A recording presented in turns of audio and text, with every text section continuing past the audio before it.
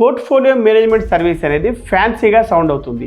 ఎందుకంటే అది డిజైన్ చేయబడింది ఫ్యాన్సీగా సౌండ్ అవ్వడానికే.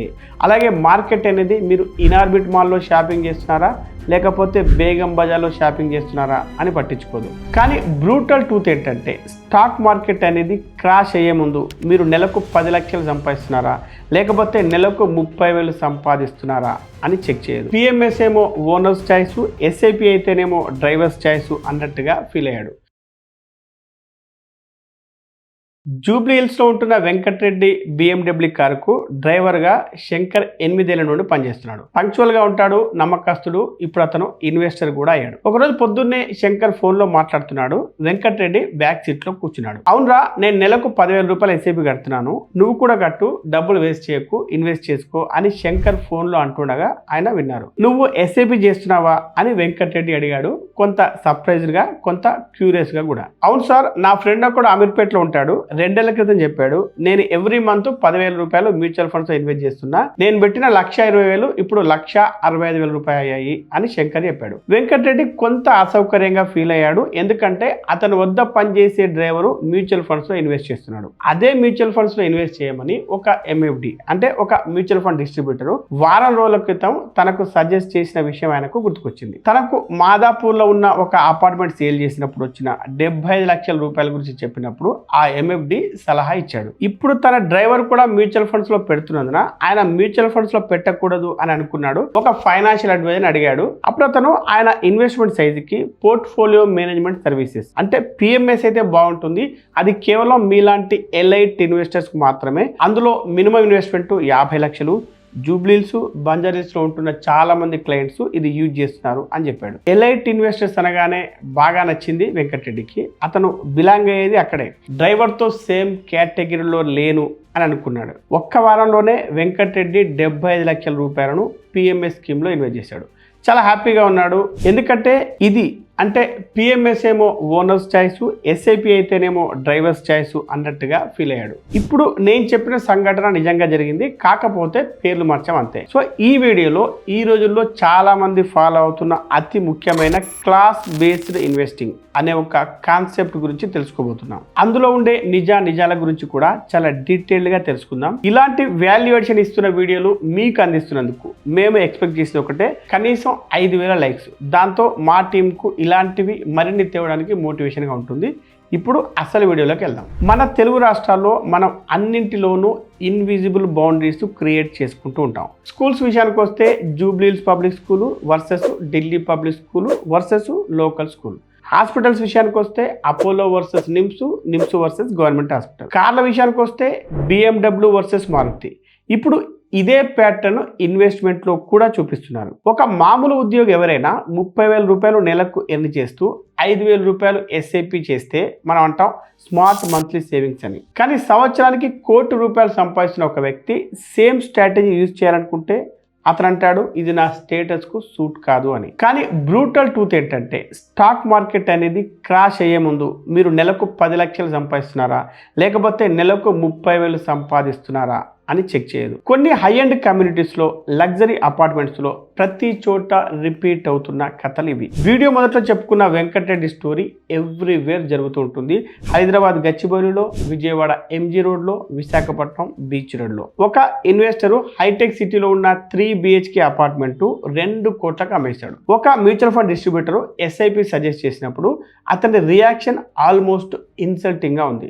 నా దగ్గర ఇంత డబ్బు ఉంటే నేనెందుకు SIP చేయాలి, అది 30,000 రూపాయలు సంపాదించి 5,000 రూపాయలు SIP చేసే వాళ్ళ కోసం కదా అన్నట్టుగా చూశాడు. అతనికి అనిపించింది ఏంటంటే SIP సజెస్ట్ చేయడం ఒక BMW కార్ కొనడానికి వచ్చిన బయ్యర్ని వ్యాగనార్ కన్సిడర్ చేయమని చెప్పినట్టుగా. మొత్తం 2 కోట్లు ఒక్కసారిగా ఇన్వెస్ట్ చేసిన 3 నెలల తర్వాత మార్కెట్ 18% కరెక్ట్ అయింది. అతని 2 కోట్ల రూపాయలు 1,64,00,000 రూపాయలు అయ్యాయి. కొన్ని వారాల పాటు నిద్రపట్టలేదు, ఎప్పుడు యాప్ చెక్ చేస్తూనే ఉన్నాడు. కానీ అతడు సిస్టమాటిక్ ట్రాన్స్ఫర్ ప్లాన్ అంటే ఎస్టీపీ కనుక 18 నెలల పాటు చేసి ఉంటే ఆ 18% కరెక్షన్ ఒక బ్లెస్సింగ్ అయ్యేది. చాలా చీప్ ప్రైస్లో యూనిట్స్ కొనగలిగేవాడు. ఎస్ఐపి యాక్చువల్గా ఏం చేస్తుందో వెజిటబుల్ మార్కెట్ ఎగ్జాంపుల్తో అర్థం చేసుకుందాం. ఏదైనా వెజిటబుల్ మార్కెట్లో టమాటాలు కొనడం ప్లాన్ చేయండి. సినారియో ఒకటి ఏంటంటే మీకు మొత్తం సంవత్సరానికి టమాటాలు కావాలి. జనవరి 1న ఎర్రగడ్డ వెజిటబుల్ మార్కెట్ నుండి 100 కేజీల టమాటాలు 60 రూపాయల కేజీ లెక్కన కొన్నారు. సో టోటల్ కాస్ట్ 6,000 రూపాయలు అయింది. ఇక్కడ ప్రాబ్లం ఏంటంటే మార్చి నాటికి వరంగల్లో మంచి హార్వెస్ట్ వచ్చింది. సో టమాటాలు 30 రూపాయలు కేజీ అయ్యాయి. జూన్ నాటికి కృష్ణా డిస్ట్రిక్ట్స్లో వర్షాలు బాగా పడి 80 రూపాయలు కేజీ అయ్యాయి. మీరు జనవరి ప్రైస్తో కొనడంతో అక్కడే స్టక్ అయ్యారు. కానీ ఇప్పుడు సినారియో 2 చూస్తే మీరు ఎవ్రీ మంత్ 10 కేజీలు 10 నెలల పాటు మార్కెట్ నుంచి కొంటారు. జనవరి 60 రూపాయలు కేజీ అంటే 600 రూపాయలు, మార్చ్ ఏమో కేజీ 30 రూపాయలు అంటే 300 రూపాయలు, జూన్లో కేజీ 80 రూపాయలు అంటే 800 రూపాయలు. మొత్తానికి మీరు పే చేసింది యావరేజ్ ప్రైస్ కేజీకి 55 రూపాయలు. మీరు ఇక్కడ తక్కువ రేటుకు ఎక్కువ యూనిట్స్ కొంటున్నారు, ఎందుకంటే మీరు బోత్ హై ఇంకా లో ప్రైసెస్లో కొన్నారు కాబట్టి. ఎగ్జాక్ట్లీ ఇదే ఎస్ఐపి మ్యూచువల్ ఫండ్ ఇన్వెస్ట్మెంట్లో జరుగుతుంది. మీ బయింగ్ ప్రైస్ని market ups and downs average చేస్తూ ఉంటాయి. ఇప్పుడు ఇక వీడియోలో అసలు విషయానికి వద్దాం. అదేంటంటే PMS, portfolio management service. PMS అంటే ఏంటి? పోర్ట్ఫోలియో మేనేజ్మెంట్ సర్వీస్ అనేది ఫ్యాన్సీగా సౌండ్ అవుతుంది, ఎందుకంటే అది డిజైన్ చేయబడింది ఫ్యాన్సీగా సౌండ్ అవ్వడానికే. తాజ్ కృష్ణ లేదా నోవోటల్ హైదరాబాద్లో వెల్త్ మేనేజ్మెంట్ సెమినార్స్ అటెండ్ చేసినప్పుడు వాళ్ళు పిఎంఎస్ని కోకాపేట్లో విల్లాని ఓన్ చేసినట్టుగా ఫీల్ కలగజేస్తారు. వాళ్ళు మీకు చెప్పేది ఏంటంటే, ఒకటి, ఇది మీకోసం మాత్రమే కస్టమైజ్డ్ చేయబడిన పోర్ట్ఫోలియో అని. 2, ఇది డైరెక్ట్గా స్టాక్స్లో ఓనర్షిప్, మ్యూచువల్ ఫండ్స్లో లాగా చీప్గా యూనిట్స్ అలాట్మెంట్ కావు. ఇక 3, పోర్ట్ఫోలియో మేనేజర్స్ మీపై పర్సనల్గా అటెన్షన్ చూపిస్తారు. ఇక 4వది అతి ముఖ్యమైనది, ఇందులో మినిమం ఇన్వెస్ట్మెంట్ 50 లక్షలు, చాలా చోట్ల 1,50,00,000 పెడితే గానీ పిఎంఎస్లో ఇన్వెస్ట్ చేయించరు. అయితే ఇక్కడ వారు చెప్పని విషయాలు చాలా ఉన్నాయి. అవేంటంటే, 1, వారు చేసే ఎవ్రీ ట్రాన్సాక్షన్ మీద మీరు ట్యాక్స్ పే చేయాలి. 2, పిఎంఎస్లో మేనేజ్మెంట్ ఫీస్ అనేవి సంవత్సరానికి 2 నుండి 3% దాకా ఉంటాయి. 3, పెర్ఫార్మెన్స్ ఫీస్ అని ఉంటాయి, అవి మీకు వచ్చే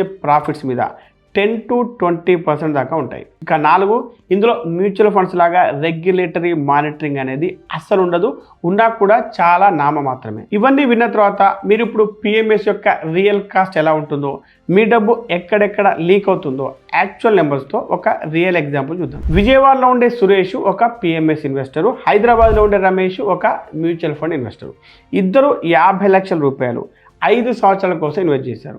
ఇద్దరు పోర్ట్ఫోలియో సంవత్సరానికి 20% రిటర్న్స్ జనరేట్ చేసింది, ఖర్చులు ట్యాక్స్ల కంటే ముందు. ఒకసారి సురేష్ యొక్క పిఎంఎస్ జర్నీ ఎలా ఉందో చూద్దాం. మొదటి సంవత్సరం చూస్తే స్టార్టింగ్ అమౌంట్ 50 లక్షలు, దానిపై గ్రాస్ రిటర్న్స్ 20% అంటే 10 లక్షల రూపాయలు. వాటిపై మేనేజ్మెంట్ ఫీ 2% అంటే 1,00,000 రూపాయలు. ఆ తర్వాత పోర్ట్ఫోలియో చర్న్ చేసిన తర్వాత అంటే 40% పోర్ట్ఫోలియో 12.5% లెక్కన ట్యాక్స్ వేస్తే 2,50,000 రూపాయలు ట్యాక్స్. సో ఆ సంవత్సరం నెట్ గెయిన్ ఎంత అంటే 6,50,000. So portfolio value 56,50,000. ఇక రెండవ సంవత్సరం సంగతి, గ్రాస్ రిటర్న్స్ 20% అంటే 11,30,000 రూపాయలు. దానిపై మేనేజ్మెంట్ ఫీ 2% అంటే 1,13,000 రూపాయలు. ఇక పోర్ట్ఫోలియో చర్న్ చేస్తే వేసే ట్యాక్స్ 2,82,500 రూపాయలు. అప్పుడు నెట్ గెయిన్ ఎంత అవుతుంది? 7,34,500 రూపాయలు. సో పోర్ట్ఫోలియో వాల్యూ 63,84,500 రూపాయలు. ఇలాగే పోతే 5 సంవత్సరాల తర్వాత ఫైనల్ వాల్యూ దాదాపు 92 లక్షలు. ఇప్పుడు రమేష్ యొక్క మ్యూచువల్ ఫండ్ జర్నీ ఎలా ఉందో చూద్దాం. మొదటి సంవత్సరం నుండి 5వ సంవత్సరం వరకు కూడా స్టార్టింగ్ అమౌంట్ 50 లక్షల రూపాయలు, గ్రాస్ రిటర్న్స్ 20% సిఏజిఆర్. ఈ పీరియడ్లో ట్యాక్స్ లేదు. మరి ఎక్స్పెన్స్ రేషియో 1.5% అనుకుంటే అది ఆటోమేటికల్గా డిడక్ట్ అయ్యే ఉంది. అలాగే రిడెంప్షన్ వరకు ట్యాక్స్ లేదు. 5 సంవత్సరాల తర్వాత ఫైనల్ వాల్యూ ఎంత ఉంటుంది అంటే రిడెంప్షన్ కంటే ముందు 1,16,60,000 రూపాయలు. సో రిడెంప్షన్ సమయంలో long term capital gains tax 12.5% అంటే వచ్చిన ప్రాఫిట్స్లో నుండి 1,25,000 తీసేసి దానిపై 12.5% ట్యాక్స్ ఇస్తే వచ్చేది 8,16,875 రూపాయలు. అప్పుడు ఫైనల్ వాల్యూ చేతికి వచ్చేది 1,8,43,125 రూపాయలు. షాకింగ్ రియాలిటీ ఏంటంటే పిఎంఎస్లో సురేష్కి వచ్చింది 92 లక్షల రూపాయలు, మ్యూచువల్ ఫండ్లో రమేష్కి వచ్చింది 1,08,00,000 రూపాయలు. డిఫరెన్స్ ఎంత? అక్షరాల 16 లక్షల రూపాయలు. రెండింటికి సేమ్ రిటర్న్స్ 20%. కానీ రమేష్ 16 లక్షలు ఎక్స్ట్రా తీసుకెళ్ళాడు. ఎందుకంటే ఒకటి ఇంటర్మీడియట్ ట్రాన్సాక్షన్స్ మీద ట్యాక్స్ లేదు, 2 లోయర్ మేనేజ్మెంట్ ఫీజు, 3 ట్యాక్స్ ఒక్కసారి ఎండ్లో పే చేశాడు. దీని అర్థం సురేష్ యొక్క 20% పిఎంఎస్ రిటర్న్స్ ఎఫెక్టివ్లీ అన్ని కాస్ట్ల తర్వాత 13% రిటర్న్స్ అయ్యాయి. అదే రమేష్ యొక్క 20% మ్యూచువల్ ఫండ్ రిటర్న్స్ కాస్ట్ల తర్వాత 16.5% రిటర్న్స్ అయ్యాయి. ఇప్పుడు రెండవ స్టోరీ చూద్దాం. విజయవాడలో ఉండే ఒక డాక్టర్ యొక్క ఇన్వెస్ట్మెంట్ జర్నీ. డాక్టర్ కృష్ణమూర్తి 60 సంవత్సరాలు, విజయవాడ బెంజ్ సర్కిల్ దగ్గర తనకున్న క్లినిక్ను ₹1,50,00,000 అమ్మేశాడు. Very respected orthopaedic surgeon, whole సిటీలో ఫేమస్, ఒక బ్యాంక్ రిలేషన్షిప్ మేనేజరు, మంచి పెద్ద కమిషన్ సెన్స్ చేసి పిఎంఎస్ కోసం బాగా పుష్ చేశాడు. సార్, మ్యూచువల్ ఫండ్స్ అన్ని కామన్ పీపుల్ కోసం, ఆటో డ్రైవర్లు, చిన్న చిన్న షాప్ కీపర్స్, చిన్న చిన్న ఎంప్లాయీస్ చేస్తుంటారు. మీరు ఒక డాక్టరు, మంచి ప్రొఫెషనల్, ఎమ్మెల్యేలను ఎంపీలను ట్రీట్ చేసిన మీలాంటి వ్యక్తికి పిఎంఎస్ సూపర్గా ఉంటుంది. మీలాంటి వాళ్ళ స్టేచర్ కోసం ఇది డిజైన్ చేయబడింది. టాలీవుడ్ యాక్టర్స్ కూడా మొత్తం పిఎంఎస్ చేస్తారు. చీప్గా మ్యూచువల్ ఫండ్స్లో ఇన్వెస్ట్ చేయరు. డాక్టర్ కృష్ణమూర్తి ఇగో టికిల్ అయింది. వెంటనే 1,50,00,000 పిఎంఎస్లో ఇన్వెస్ట్ చేశాడు. తర్వాత ఏం జరిగింది? 3వ నెలలో పోర్ట్ఫోలియో మేనేజర్ యాక్టివ్గా స్టాక్స్ బై సెల్ చేస్తూ ఉన్నాడు. డాక్టర్ కృష్ణమూర్తికి ట్యాక్స్ నోటీస్ వచ్చింది. షార్ట్ టర్మ్ క్యాపిటల్ గెయిన్స్ మీద 2,80,000 ట్యాక్స్ డ్యూ అని. ఆ తర్వాత 6వ నెలలో మార్కెట్ 15% ఫాల్ అయింది. పోర్ట్ఫోలియో వాల్యూ 1,27,00,000కి వచ్చింది. బ్లడ్ ప్రెషర్ షూట్ అయింది. ఫ్యామిలీ ఫంక్షన్స్ జరిగే టైంలో కూడా అస్తమానం ఫోన్ చెక్ చేసుకుంటూనే ఉంటుంటాడు. ఇక 8వ నెలలో ఏం జరిగింది అంటే మరింత బయ్యింగ్ అండ్ సెల్లింగ్. సో మరో 3,20,000 రూపాయల ట్యాక్స్ బిల్లు. సో మొదటి సంవత్సరం పెర్ఫార్మెన్స్ ఎంత అంటే మేనేజ్మెంట్ ఫీజు 3 లక్షలు కట్టగా ట్యాక్స్లు 6 లక్షలు కట్టిన తర్వాత మొత్తంగా యాక్చువల్ గెయిన్స్ ఎంత అంటే నెగిటివ్ రిటర్న్స్ -14 lakhs రూపీస్. 60 సంవత్సరాల వయసులో డాక్టర్ కృష్ణమూర్తి నిద్ర లేని రాత్రులు గడుపుతున్నాడు. ఒకవేళ ఆయన మ్యూచువల్ ఫండ్స్లో పెట్టుంటే మొదటగా లిక్విడ్ ఫండ్స్లో పెట్టి దాన్ని ఎస్టీపీ చేసి దాన్ని మళ్ళీ ఎస్ఐపి చేసి ఉంటే ఏం జరిగేది? ఒకటి, మార్కెట్ ఫాల్ అయినా ప్యానిక్ ఉండేది కాదు. 2, ట్యాక్సులు కేవలం రిడెంప్షన్ సమయంలో మాత్రమే, సో నో టెన్షన్. 3, ఫీజులు పిఎంఎస్ ఛార్జీల కంటే చాలా చాలా తక్కువ. అన్నిటికంటే ముఖ్యంగా ప్రశాంతంగా నిద్రపోయేవాడు. సో స్థూలంగా పిఎంఎస్ వర్సెస్ మ్యూచువల్ ఫండ్స్ కనుక కంపారిజన్ చేస్తే తేలేవి ఇవి. ఒకటి, మినిమం ఇన్వెస్ట్మెంట్. మ్యూచువల్ ఫండ్స్లో 500 రూపాయలు, పిఎంఎస్లో మినిమం 50 లక్షల రూపాయల నుంచి 1,50,000 వరకు. 2, ట్యాక్సేషన్ విషయానికి వస్తే మ్యూచువల్ ఫండ్స్లో పోర్ట్ఫోలియో రీబ్యాలెన్సింగ్ సమయంలో ట్యాక్స్ లేదు. మీరు రిడీమ్ చేసినప్పుడు మాత్రమే ట్యాక్సు, అది కూడా లాంగ్ టర్మ్ క్యాపిటల్ గెయిన్స్ అయితే 12.5%, అది కూడా ప్రాఫిట్స్లో నుండి 1,25,000 రూపాయలు తీసేసిన తర్వాత. ఇక పిఎంఎస్ విషయానికి వస్తే మేనేజర్ చేసే ఎవ్రీ బై సెల్ ట్రాన్సాక్షన్ మీద ట్యాక్స్. అలాగే మేనేజర్ పోర్ట్ఫోలియోను చాలా కామన్గా సంవత్సరానికి 40% వరకు చర్న్ చేస్తూ ఉంటాడు. అంటే మీరు మల్టిపుల్ టైమ్స్ ట్యాక్స్ పే చేయాలి. మీ మనీ ట్యాక్స్ పేమెంట్లో లాక్ అవుతుంది, కంపౌండింగ్ కాకుండా. ఇక 3వది ఫీ స్ట్రక్చర్ విషయానికి వస్తే మ్యూచువల్ ఫండ్స్లో ఎక్స్పెన్స్ రేషియో సంవత్సరానికి 1 నుండి 2.5% వరకు ఉండొచ్చు. ఇక పెర్ఫార్మెన్స్ ఫీస్ లేవు, హిడెన్ ఛార్జీలు లేవు. Total annual cost maximum 1 to 2.5% అంతే. కానీ పిఎంఎస్ విషయంలో మేనేజ్మెంట్ ఫీజు సంవత్సరానికి 2 to 3% ఉంటాయి. పెర్ఫార్మెన్స్ ఫీ ప్రాఫిట్స్ మీద 10 to 20%. ఇంకా custodian charges, transaction charges. So total annual cost 4 to 7.5%. ఇక 4వది డైవర్సిఫికేషన్. మ్యూచువల్ ఫండ్స్ విషయంలో టిపికల్గా 40 నుండి 50 స్టాక్స్ మీరు హోల్డ్ చేస్తారు. సెక్టార్స్ స్ప్రెడ్ అవుతాయి. కానీ పిఎంఎస్ విషయంలో యూజువల్గా 15 నుండి 25 స్టాక్స్ ఉంటాయి. అవి కూడా మోర్ కాన్సన్ట్రేట్గా ఉంటాయి, ఎక్కువ రిస్క్తో కూడుకొని ఉంటాయి. ఇక 5వది ట్రాన్స్పరెన్సీ అండ్ రెగ్యులేషన్ విషయానికి వస్తే మ్యూచువల్ ఫండ్స్లో సెబీ చాలా స్ట్రిక్ట్గా రెగ్యులేట్ చేస్తూ ఉంటుంది. డైలీ ఎన్ఏవి అనేది పబ్లిక్గా పబ్లిష్ అవుతుంది. హోల్డింగ్స్ అనేవి కంప్లీట్గా డిస్క్లోజ్ చేయాలి. మీ డిమాట్ అకౌంట్స్లో పెర్ఫార్మెన్స్ ఈజీగా కంపేర్ చేసుకోవచ్చు. అదే పిఎంఎస్ అయితే దాని విషయంలో రెగ్యులేటరీ ఓవర్సైట్ తక్కువ, పెర్ఫార్మెన్స్ మీకు మాత్రమే రిపోర్ట్ అవుతుంది. వేరే పిఎంఎస్తో కంపేర్ చేయడం చాలా కష్టం, పైగా ట్రాన్స్పరెన్సీ అనేది చాలా తక్కువ. సో చివరిగా చెప్పాలంటే పిఎంఎస్లో 20% returns is equal to mutual ఫండ్స్లో 15% రిటర్న్స్. ఎందుకంటే పిఎంఎస్లో 20% gross returns minus management fee 2%, ఎంత 18%, మైనస్ పెర్ఫార్మెన్స్ ఫీజు అవి ఎంత 20% of profit, so 14.4%, minus annual tax on churning 12 to 13%. Net returns in hand దాదాపు 12 to 13% మాత్రమే.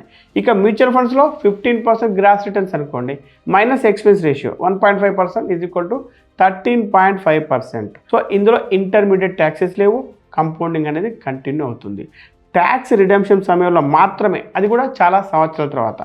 సో ఎఫెక్టివ్ రిటర్న్స్ దాదాపు 13 నుండి 14%. సో కంక్లూజన్ ఏంటి అంటే మ్యూచువల్ ఫండ్స్లో 15% రిటర్న్స్ అనేది యాక్చువల్గా అన్ని కాస్ట్ల తర్వాత పిఎంఎస్లో వచ్చే 20% కంటే కూడా బెటర్. వెంకటరెడ్డి చేసిన మిస్టేక్ ఏంటి, నేను జీరో నుండి ఎంపైర్ బిల్డ్ చేశాను, నాకు బిజినెస్ అందరికంటే బాగా తెలుసు, ఏదో 30 సంవత్సరాలు ఉన్న మ్యూచువల్ ఫండ్ అడ్వైజర్ సలహా నేను ఎందుకు తీసుకోవాలి అని. మీరు తెలుసుకోవాల్సింది ఏంటి అంటే మార్కెట్ అనేది మీరు జూబ్లీ హిల్స్లో ఉంటున్నారా లేక దిల్సుఖ్ నగర్లో ఉంటున్నారా అనేది లెక్క చేయదు.